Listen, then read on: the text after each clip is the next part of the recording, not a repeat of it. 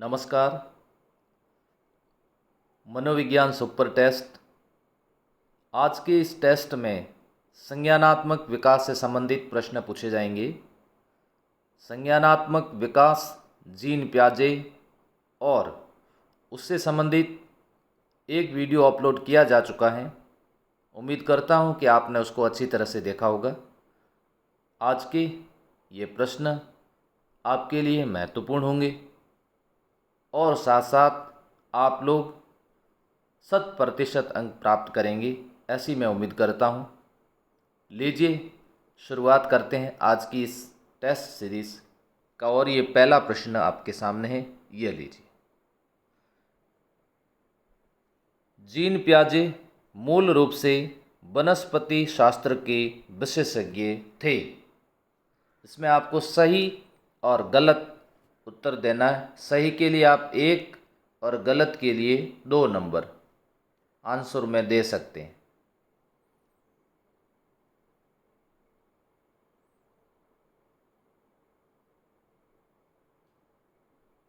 Switzerland के मनोवैज्ञानिक gene पियाजे मूल रूप से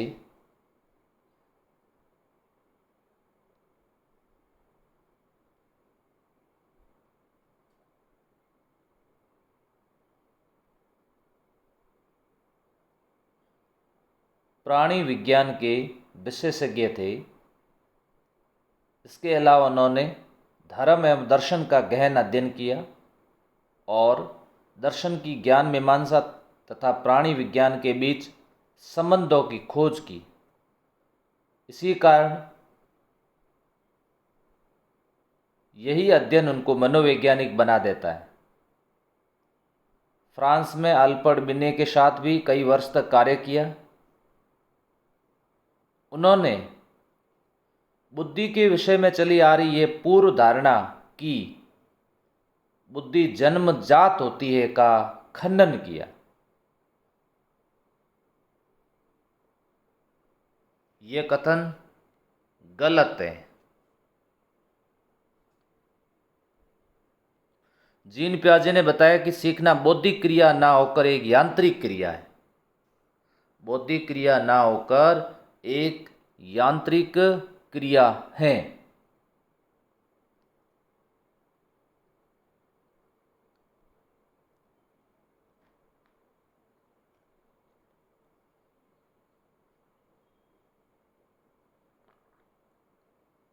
ज़्यादा समय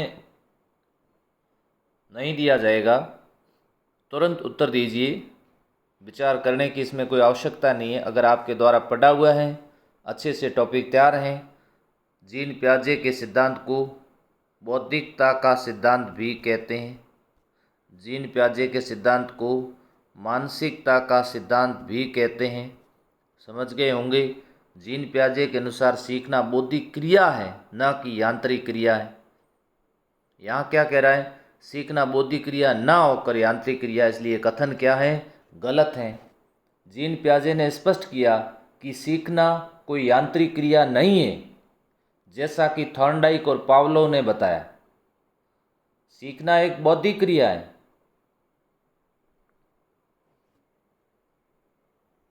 अगला प्रश्न ये लीजिए। जीन पियाजे के अनुसार बच्चों के मस्तिष्क में संप्रत्यय का निर्माण सरल से कठिन की ओर होता है। संप्रत्यय, बच्चे के मस्तिष्क में जो कॉन्सेप्ट बनते हैं, उनका निर्माण हमेशा सरल से कठिन की ओर होता है। ये कथन सही है या गलत है?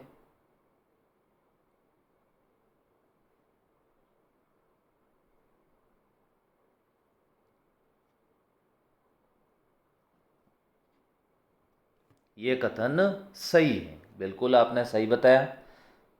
जीन पियाजे के अनुसार संप्रत्यय निर्माण की प्रक्रिया सरल से कठिन की ओर होती है और ये संप्रत्यय बच्चों की आयु के अनुसार निर्मित होते रहते हैं।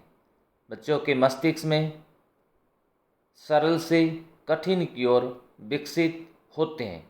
इसीलिए जीन पियाजे के सिद्धांत को प्रत्यय निर्माण का सिद्धांत भी कहते हैं। प्रत्यय निर्माण का सिद्धांत भी कहते हैं।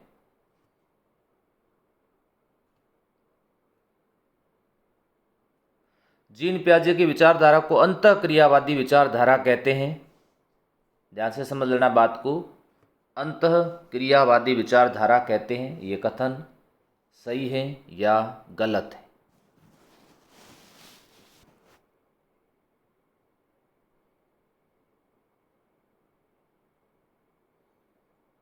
बिल्कुल सही है ये कथन, ये गलत नहीं है, क्योंकि जीन पियाजे ने बताया बालकों के वास्तविकता के चिंतन में परिपक्वता और अनुभव दोनों की महत्वपूर्ण भूमिका होती है।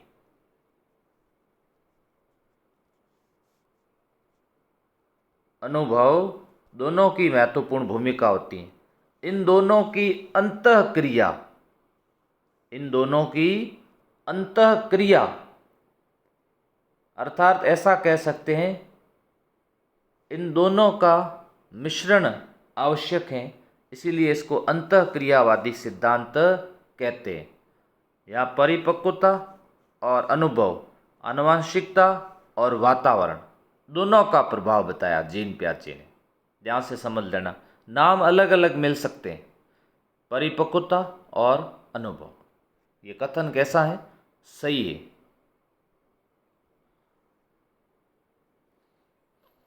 बच्चों में अपने वातावरण के साथ समायोजन करने की जन्मजात प्रवृत्ति पाई जाती है, उसे अनुकूलन कहते हैं। जन्मजात प्रवृत्ति पाई जाती है, उसे अनुकूलन कहते हैं।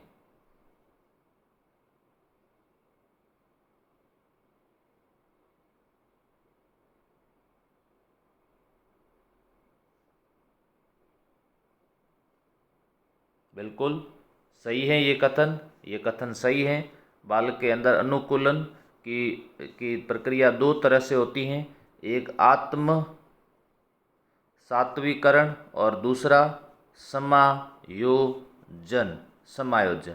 ये दो प्रक्रिया से अनुकूलन होता है। ये वातावरण के साथ समायोजन करने की जन्मजात प्रवृत्ति है। ध्यान से समझना इस बात को, उसे अनुकूलन कहते हैं। ऐसे प्रश्न कई बार आ चुके हैं।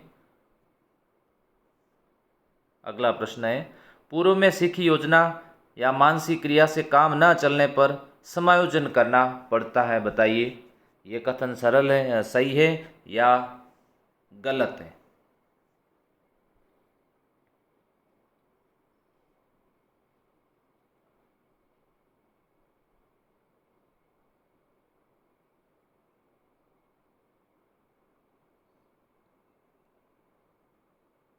देखिए, आत्मसात्विकरण अगर आ जाता, आत्मसात्विकरण, तो मैं आपको वापस बता लेता हूँ।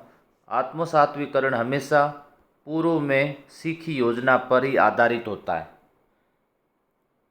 जब बालक समस्या समाधान के लिए पूर्व सीखी योजनाओं या मानसिक प्रक्रियाओं का सहारा लेता है, उसे आत्मसात्विकरण कहते हैं।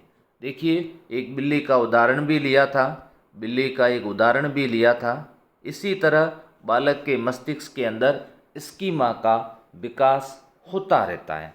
स्कीमा इसी तरह से विकसित होता है बालक के मस्तिष्क के अंदर। ये मत समझिएगा कि स्कीमा बालक की आयु बढ़ने के बाद विकसित होता है। स्कीमा शुरू से ही बनने लगने जग जाते हैं। अब देखो, आत्मसात्विकरण उसने पूर्व में सीखी योजना के आधार पर आत्मसात्विकरण किया। बिल्ली उसने सफ़ेद रंग की देखी, कुछ समय बाद काले रंग की देखी। वो पूर्व में सीखी हुई बात के आधार पर आत्मसात्विकरण अच्छी तरह से कर सकता है।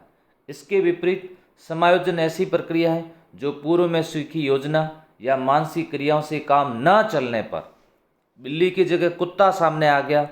अब ये योजना सीखी भी नहीं थी, ऐसी स्थिति के अंदर समायोजन करना पड़ता है। समायोजन के तहत अपनी मानसिक प्रक्रियाओं में या पूर्व सीखी गई योजना में संशोधन करना पड़ेगा। इसीलिए ये कथन भी कैसा है?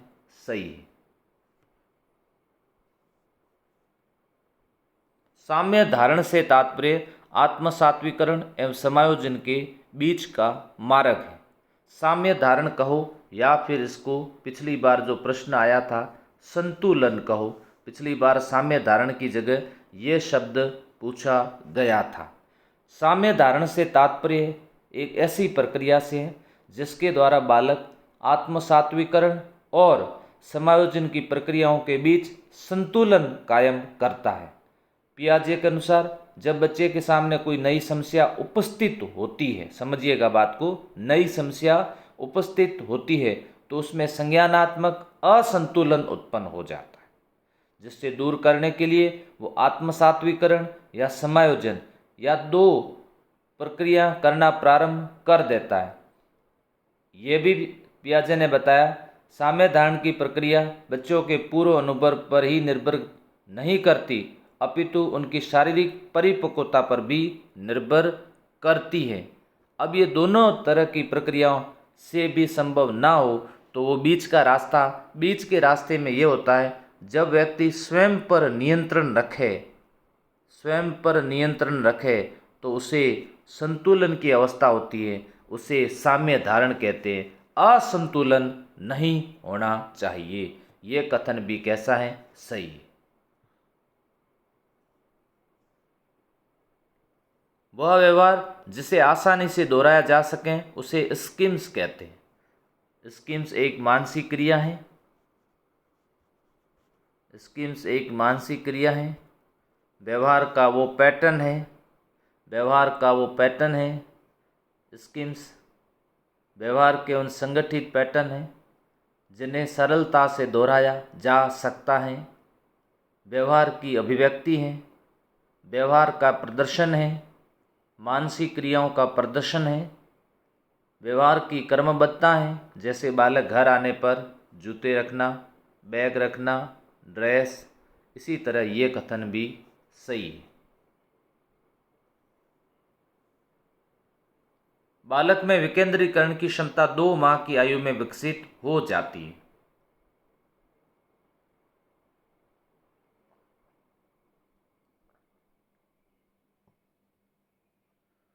विकेंद्रीकरण की क्षमता 2 माह की आयु में विकसित हो जाती है।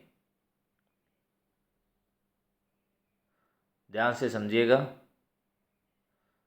विकेंद्रीकरण से क्या तात्पर्य है, सबसे पहले इसको समझने की कोशिश करना। विकेंद्रीकरण से तात्पर्य है वस्तुनिष्ठ ढंग से सोचना।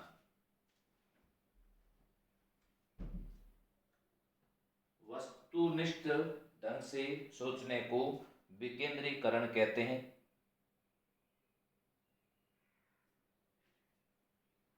और ये क्षमता बालक में कब विकसित होती है?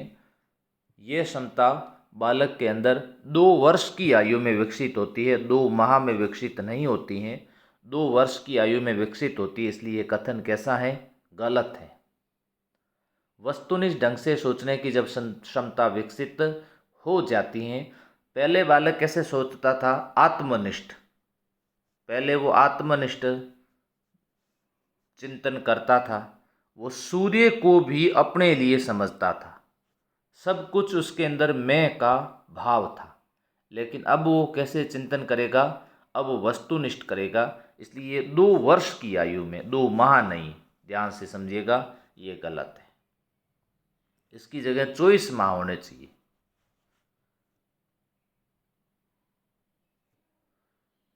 सहज क्रियाओं की अवस्था जन्म से 30 दिन की है। ये सही है या गलत है? देखिए, संज्ञानात्मक विकास की 4 अवस्थाएं बताई गई। संवेदी पेशी अवस्था, प्राक संक्रियात्मक अवस्था, मूर्त संक्रियात्मक अवस्था, औपचारिक संक्रियात्मक अवस्था। इसके अलग अलग नाम पढ़े होंगे और कई टेस्ट हुए हैं, आगे होते भी रहेंगे, उसमें आपको ऐसे सवाल मिलते रहेंगे। संवेदी पेशीय जो अवस्था है, पियाजे के अनुसार जन्म से 2 वर्ष तक की आयु में बालक अपनी इंद्रियों द्वारा प्राथमिक अनुभव प्राप्त करते हैं। बिल्कुल सही कहा, आँख, नाक, कान। पियाजे ने इस काल को संवेदी पेशीय प्राथमिक अवस्था कहा। ध्यान रखना, ये 2 वर्ष तक की होती हैं। इसी संवेदी पेशीय अवस्था को, ध्यान समझना, इसी संवेदी पेशीय अवस्था को 6 उप अवस्थाओं में विभाजित किया गया। जो पहली है, ध्यान से समझना, ये जो पहली है संवेदी पेशीय, मैं इस सिद्धांत को आपको वापस रिपीट भी करवाऊंगा, लेकिन आज और भी समझ लेना। 6 उप अवस्थाएं बताई गई। पहली है सहज क्रियाओं की अवस्था, ये अवस्था नंबर 1। सहज क्रियाओं की अवस्था है, ये कितने दिन की है ये आपको बतानी है।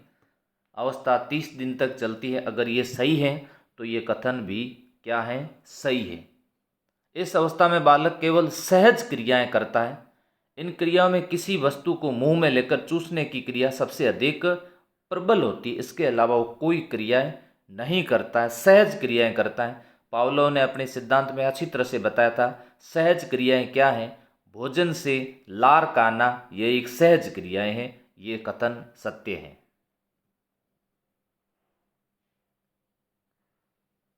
प्रमुख वृत्ति अनुक्रियाओं की अवस्था 4 माह तक होती हैं। ये दूसरी उप अवस्था है, ये दूसरी उप अवस्था है।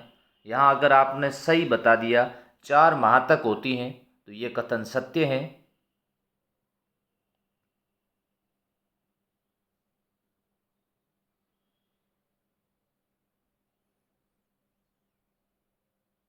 बिल्कुल सही कहा, ये सही है।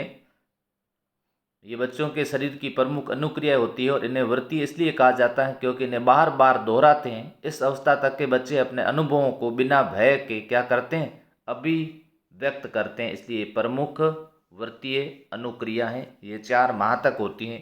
पहले वाली थी वो 30 दिन तक थी, 30 दिन। ये दूसरी है, ये 4 माह तक होती हैं। नेक्स्ट अगला,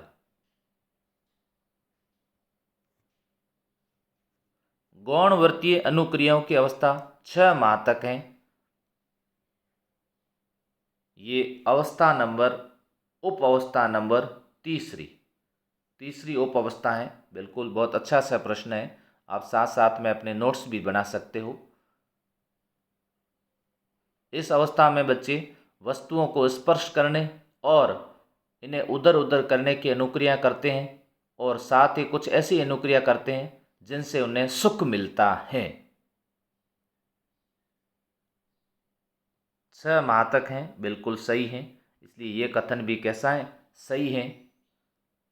6 माह के होते होते बच्चे देखी गई वस्तु के अभाव में भी उसके होने को जानने लगते हैं, लगने की कोशिश करते हैं, लेकिन अभी वस्तु अस्तित्व का गुण विकसित नहीं हुआ है। ये लीजिए अगला प्रश्न, गौण स्कीमेटो के समन्वय की अवस्था 10 माह तक है। ये उप अवस्था नंबर 4 है, 4 नंबर उप अवस्था है। ये 10 माह तक होती हैं। कथन सही है या गलत है। इस अवस्था में बच्चा उद्देश्य और उसको प्राप्त करने के साधन में अंतर करने लगता है और साथ ही अपने से बड़ों की क्रियाओं का अनुकरण करने लगता है। इस अवस्था में बच्चा जो स्कीमा सीखता है उसका सामान्यकरण भी करने लग जाता है। ये कथन गलत है क्योंकि ये अवस्था 12 माह तक की होती है, 12 माह तक की होती है। ये गलत है।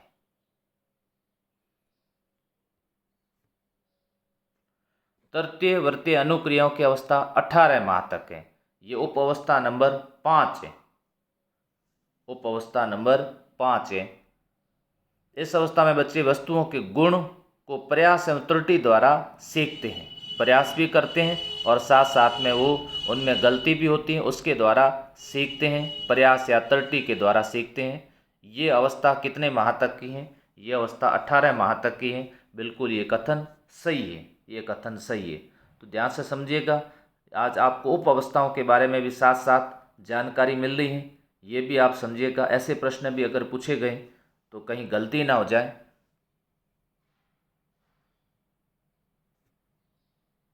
मानसिक संयोग द्वारा नए साधनों की खोज की अवस्था 24 माह तक है। 24 माह का मतलब अब बच्चा कितने वर्ष का हो गया, 2 वर्ष का हो गया है। और ये कौन सी उप अवस्था है, ये 6ठी उप अवस्था है। तो मैंने आपको कहा था संवेदी पेशीय जो इन्होंने अवस्था बताई थी कितने तक, 0 से 2 वर्ष तक बताई थी। इसकी टोटल उप अवस्थाएँ कितनी हो गई, 6 उप अवस्थाएँ हो गई। कौन सी, सहज क्रियाओं की अवस्था 30 दिन तक, प्रमुख वृत्तीय अनुक्रियाओं की अवस्था 4 माह तक, गौण वृत्तीय अनुक्रियाओं की अवस्था 6 माह तक, गौण स्कीमेटो के समन्वय की अवस्था 12 माह तक, तृतीय वृत्तीय अनुक्रियाओं की अवस्था 18 माह तक, मानसिक संयोग द्वारा नए साधनों की खोज की अवस्था 24 माह तक। तो अच्छी तरह से समझ लेना, 30 दिन, 4 माह, 6, 12, 18, 24, 18 और 24 किस के अंदर क्या कहा गया है?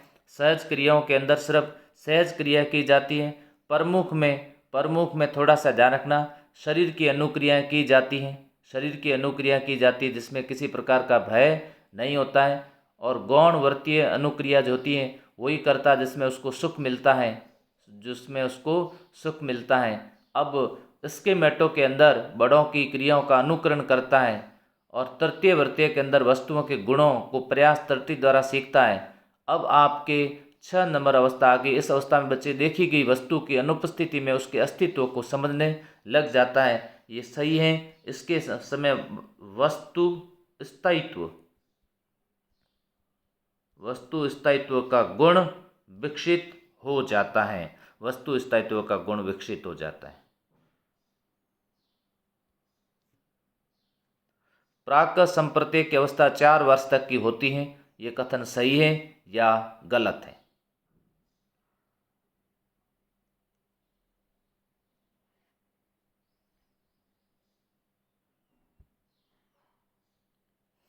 प्राक संप्रत्यय की अवस्था कितने समय तक की होती है? ये सही है या गलत है? मैं आपको एक और जानकारी अच्छी से दे दूं। आपने पढ़ा होगा प्राक संक्रियात्मक अवस्था, जो दूसरी भाग है प्राक संक्रिया। देखो यहाँ संप्रत्यय है, उसमें आता है प्राक संक्रिया अवस्था। उसकी दो उप अवस्थाएं ध्यान से समझना, दो। एक का नाम है प्राक संप्रत्यय, एक का नाम क्या है? प्राक संप्रत्यय, और दूसरे का नाम है अंतःदर्शी। बहुत अच्छी बात आज बताने जा रहा हूँ आपको, ताकि आपको ये समझ ले अच्छे तरीके से, इससे संबंधित कोई प्रश्न गलत ना हो। देखिए मैं किसकी बात करने जा रहा हूँ, दूसरा जो भाग है जिसको प्राक संक्रिय अवस्था कहते हैं। पहले वाले बताया अभी आपको संवेदी पेशीय की आपको 6 उप अवस्थाएं बताई। अब मैं आपको प्राक संक्रियात्मक अवस्था जो 2 से लेकर के कितने वर्ष तक होती है? 7 वर्ष तक होती है। 2 से 7 वर्ष तक होती हैं, उस अवस्था को प्राक संक्रिय अवस्था कहते हैं, पूर्व संक्रिय अवस्था कहते हैं, जिसकी 2 उप अवस्थाएं कौन कौन सी? नंबर 1 पहली प्राक संप्रत्यात्मक अवस्था और दूसरी अंतःदर्शी चिंतन अवस्था। अब ये कह रहे हैं ये 4 वर्ष तक होती हैं, 4 वर्ष तक होती हैं। ये अवधि बिल्कुल सही है। ये 2 से लेकर के और कब तक? 4 वर्ष की होती है, 2 से 4 वर्ष की होती है। इस अवस्था में बच्चे अपने इर्द गिर्द की वस्तुओं और प्राणियों, ध्यान समझना, वस्तुओं शब्दों में समन्वय स्थापित करने लगते हैं। वे ये सब प्राय अनुकरण एवं खेल द्वारा सीखते हैं।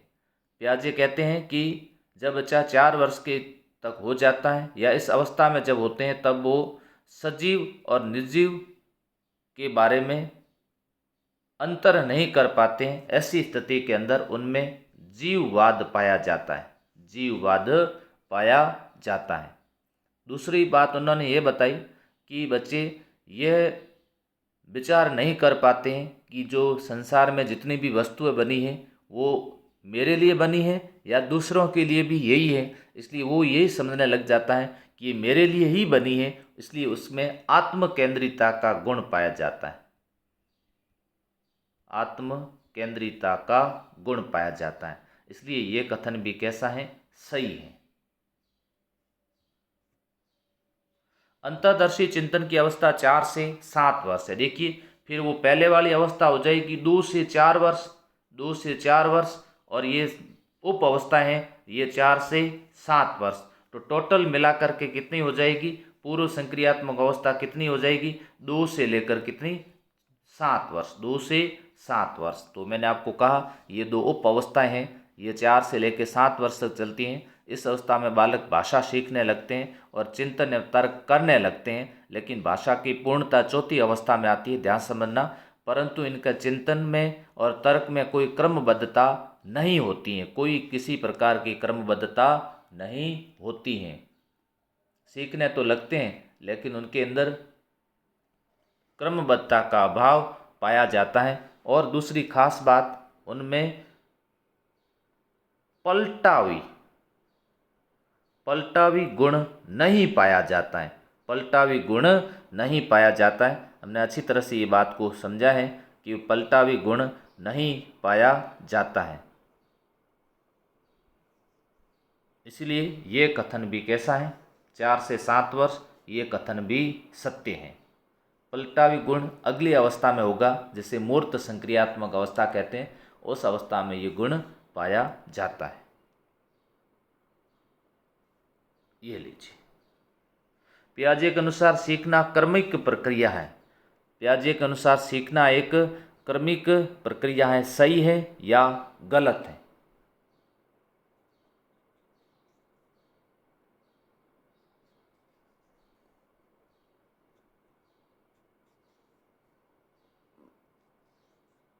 बिल्कुल सही है, सही भी उत्तर यही दे रहे हैं। पियाजे के अनुसार सीखना कर्मिक प्रक्रिया है। देखिए कर्मिक प्रक्रिया कैसे, पहली संवेदी पेशीय अवस्था, इसके आधार पर दूसरी पूर्व संक्रियात्मक अवस्था, इसके आधार पर तीसरा मूर्त संक्रियात्मक अवस्था, इसके आधार पर चौथा अमूर्त संक्रियात्मक अवस्था, इसके आधार पर सीखता है। तो देखिए ये संवेदी पेशीय की 6 उप अवस्थाएं, पूर्व संक्रियात्मक की 2 उप अवस्थाएं, इसकी कोई उप अवस्थाएं नहीं बताई, इसकी कोई उप अवस्थाएं नहीं बताई। ये सब बालक क्रमबद्ध रूप से सीखता है और ये सीखने में उसकी बौद्धिकता का महत्वपूर्ण योगदान होता है। इसलिए सीखना बौद्धिक क्रिया है, सीखना कोई यांत्रिक क्रिया नहीं है। सीखना किसी प्रकार की कोई यांत्रिक क्रिया नहीं है। तो अच्छी तरह से इस बात को समझ लीजिएगा। सीखना एक ऐसी क्रिया है, बौद्धिक क्रिया है, इसलिए इस कथन को भी कैसा माना गया है, इस कथन को भी सही माना गया है। बहुत क्या कहते हैं, सामान्य से विशिष्ट की ओर जो बातें होती हैं वो बातें मैंने आज आपके सामने डिस्कस की हैं। मैं उम्मीद करता हूं कि संज्ञानात्मक विकास संबंधित आप कहीं पर भी कोई भी प्रश्न आपको ऐसा लगता है कि ये संज्ञानात्मक विकास संबंधित सर प्रश्न हमारे को समझ में नहीं आया, कहीं किसी परीक्षा में पूछा हुआ हो, आप मुझे ज़रूर बता सकते हैं। किसी भी तरीके से आप मेरे से संपर्क कर सकते हैं। हम आपकी इस लॉकडाउन की परिस्थितियों में हर तरीके से हेल्प कर रहे हैं। जो ये हेल्पलाइन नंबर है 78 500 534 हैं, इसके ऊपर व्हाट्सएप से जो मैसेज आते हैं वो मैसेज मैं देखता हूं और उसकी रिप्लाई भी कोशिश करता हूं वापस देने की। 78 500 534 पे अगर आपको लगता है कि कोई प्रश्न है, आप इस पे भी पूछ सकते हैं। इसके अंदर कमेंट बॉक्स के अंदर कमेंट करके भी पूछ सकते हैं। सभी प्रकार की जानकारी के लिए हम आपको हेल्प करने के लिए तैयार हैं। इस समय लॉकडाउन में किसी भी बच्चे को मैंने ये कोशिश की है कि हर बच्चे ने जो भी पूछा है उसका जवाब दिया है। पहले नहीं दे पाता था क्योंकि क्लासों का टाइम रहता था, व्यस्त रहते थे। अब ये कोशिश की गई है ताकि किसी बच्चे को ये नहीं लगे कि मैंने कोई प्रश्न पूछा और मुझे वापस सर ने जवाब नहीं दिया। हर एक को जवाब दे रहे हैं, संतुष्ट करने की कोशिश कर रहे हैं।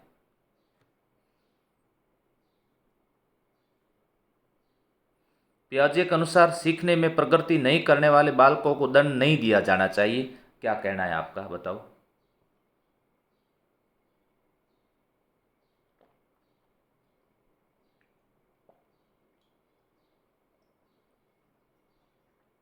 अच्छी तरीके से याद करें, समझ आधारित होना चाहिए। शिक्षा के क्षेत्र में पियाजे के सिद्धांत का बहुत महत्वपूर्ण योगदान है। पियाजे ने बताया कि एक बालक जो होता है वो क्रमबद्ध रूप से सीखता है, बौद्धिक क्रियाओं के आधार पर सीखता है। और ख़ास बात, सीखने में अगर वो प्रगति नहीं कर रहा है, सीखने में अगर वो प्रगति नहीं कर रहा है तो उसको दंड नहीं देना चाहिए। क्यों? क्योंकि उसको देखना चाहिए वो कौन सी अवस्था में, अवस्था के अनुसार ही सीखेगा। अगर वो प्राक संप्रत्य अवस्था में है, प्राक संप्रत्य अवस्था में है, अगर वो अंतःदर्शी चिंतन अवस्था के अंदर है, तो ऐसी स्थिति के अंदर वो इसी प्रकार का चिंतन करेगा। उसमें अगर आप कोशिश करोगे, इसको अगर इस तरह से 2 × 2 4 सिखा सकते हो, लेकिन 4/2 इस तरह से अगर आप बराबर 2 करके बताओगे तो उसको समझ में नहीं आएगी। तो फिर उसको किसी प्रकार के डांटना, उसको दंड देना उचित नहीं है, क्योंकि अभी उसका जो चिंतन है अंतःदर्शी चिंतन ही है। अंतःदर्शी चिंतन है, उस चिंतन में कोई भी प्रकार की कर्मबद्धता नहीं होती है। अमूर्त संप्रतियों का विकास नहीं होता है, इसीलिए उसमें उसमें पलटावी गुण नहीं पाया जाता है। अपलटावी गुण ही होता है, पलटावी गुण नहीं होता है। उसके अंदर अनुकर्मणशीलता पाई जाती है, उत्कर्मणशीलता नहीं होती है। अमूर्त चिंतन जब 7 वर्ष से ऊपर का हो जाता है तब वो मूर्त चिंतन करेगा 7 से 11 वर्ष तक, और 11 वर्ष से लेकर के ऊपर का बताया जाता है। अधिकतर पुस्तकों ने 11 से 15 तक बताया, कुछ पुस्तकें ऐसी भी है जिन्होंने 11 से 16 वर्ष बताया। मैं आपको बताऊं, कुछ पुस्तकें ऐसी भी हैं जिसने 7 से 12 वर्ष तक की आयु बताई है। तो इस बार फर्स्ट ग्रेड के अंदर ये प्रश्न भी आ गया कि 11 वर्ष से ऊपर या 12 वर्ष से ऊपर, इसको सही 11 वर्ष से ऊपर माना है। देखिए, तो ऐसे कन्फ्यूजन भरी किताबें पढ़ी हैं, तो वहाँ कहीं ना कहीं वो बच्चे भी अब होंगे जिनने अगर किसी ऑथेंटिक में 12 से ऊपर लिखा हुआ है, इसको चैलेंज किया जाएगा, चैलेंज किया जाएगा। और दूसरी बात, सबसे ज़्यादा प्रश्न मुझे पूछे जा रहे हैं, सबसे ज़्यादा प्रश्न पूछे जा रहे हैं कि सर ये परीक्षा इस बार 2020 में होगी या नहीं होगी। तो मैं उन सबको बताना चाहता हूँ, परीक्षा की तिथि 2 सितंबर तय की गई है। अभी एक बार आप सभी 2 सितंबर परीक्षा की तिथि अगर नहीं मानोगे तो आपकी तैयारी नहीं होगी, और आपकी जब तैयारी नहीं होगी, अगर मैं अभी कह दूँ ये परीक्षा 2 सितंबर को नहीं होगी तो आप सभी अपनी तैयारी छोड़ दोगे। आपको मैं कह दूं कि ये 2021 में होगी तो आप कहोगे क्या, समय बहुत पड़ा है, बाद में कर लेंगे तैयारी, अभी थोड़ा एंजॉय कर लेते हैं। तो आप कृपया करके एंजॉय ना करें, 2 सितंबर परीक्षा तिथि मानकर ही तैयारी करें। और 2 सितंबर को अगर ये परीक्षा नहीं होती है तो और आगे तैयारी करते रहें, उससे क्या फ़र्क पड़ेगा, आप आसानी से अच्छी तैयारी कर सकते हैं। नेक्स्ट देखते हैं आगे प्रश्न है या नहीं है। अच्छा, टेस्ट सीरीज समाप्त होती हैं। आपके क्या रहा आज का स्तर, क्या रहा आज का स्कोर, इसको भी शेयर करिएगा। और जीन प्याजे का जो ये सिद्धांत है, संज्ञानात्मक विकास का सिद्धांत, इसमें से कोई भी प्रश्न नहीं छूटना चाहिए। संज्ञानात्मक विकास सिद्धांत, फिर बाद में छोटे छोटे सिद्धांत आ जाएंगे। अब जो आगे के जो टॉपिक होंगे वो सिद्धांत में बड़े सिद्धांत नहीं हैं, भाषात्मक हैं या फिर संप्रत्यात्मक है, संवेगात्मक है। इसी के साथ ये अपना जो मेन टॉपिक था, पहला टॉपिक बाल विकास पूरा हो जाता है। फिर दूसरा मैं शुरू कर देता हूँ, अधिगम। अब बाल विकास और अधिगम हो गया, इसका मतलब आप समझ लो 70% तो काम मनोविज्ञान में हो जाता है। इसलिए इसको मैं थोड़ा आराम से हर एक टॉपिक को करवा रहा हूँ। अगर ये चाहता तो 10-15 दिन के अंदर क्लासें लेकर के अभी पूरा कोर्स हो जाता, लेकिन कोर्स की आप लोग चिंता ना करो। अभी कोर्स की चिंता ना करके आप ध्यान दीजिएगा कि हमें जो टॉपिक करवाया जा रहा है उस टॉपिक पर हमें सबसे ज़्यादा ध्यान देना है। कल कोई बच्चा ये नहीं कह दे कि बाल विकास संबंधित हमें इसके एक भी सवाल कोई हमारा गलत हो रहा है। आप लोग भी कोशिश करो और हम लोग भी कोशिश कर रहे हैं। टेलीग्राम के माध्यम से मैं आज कुछ PDF डालूँगा, उस PDF में मॉडल टेस्ट पेपर होंगे, आप लोग उसको सॉल्व ज़रूर करना। अब आपको नोट्स और प्रैक्टिस सेट और पेपर टेलीग्राम से मिलने शुरू हो जाएंगे। धन्यवाद।